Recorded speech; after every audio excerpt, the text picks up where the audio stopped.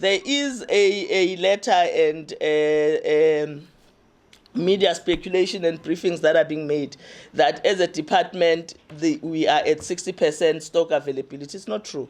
We are going to look at the chart now. Of course, there are some medications that we are at 60%. Now, let's explain 60%, colleagues. It's like having 100 rands. When you have 100 rands, that's your ideal situation. You need 100 rands. But when you have 60 rands, it doesn't mean you don't have any money at all. It just means you don't have the ideal money of 100 rands that you need. So, yes, in other hospitals, we might be at 60%, but it doesn't mean we don't have medication. It means the stockpiling of our medication has reduced to that particular level. And the reasons that would be at that level varies. Others are informed by the fact that we have ordered and we have not received the medication. Other reasons are that when we order the medication, the service provider themselves don't have the medication that we need, and Mrs. Msimang is going to speak to that. And there's others sometimes is that we, at a facility level, whether it's a hospital level or a clinic level, we ordered medication late and then it took time for the medication to get there. So at no given time will we say we don't have medication at all. What we would have sometimes is where we don't have a particular brand. We might not, and I don't want to call brands and promote them.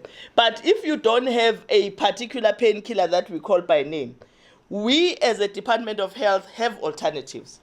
You can be given paracetamol, you can be given this and that, and there is schedule at any given time on any alternatives of that particular medication.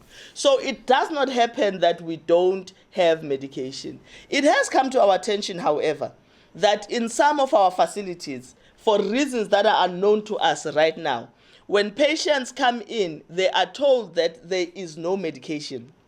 And some of them are turned back. And now that's something that we can't run away from, and we have got information that it has been happening. As a result, as a Department of Health, we then decided to start putting up posters and banners both in our facilities and in on our social media to say, when you go and you are not given medication, please do not leave that facility. If they say to you there's no medication, call this number, WhatsApp us, we will respond immediately. We've got a 24-hour call center that is waiting to deal just with that. Now, I want to say to our communities, if you get to a facility and you are told there's no medication and you are not given an alternative, please call us, because then we'll be able to address the matter.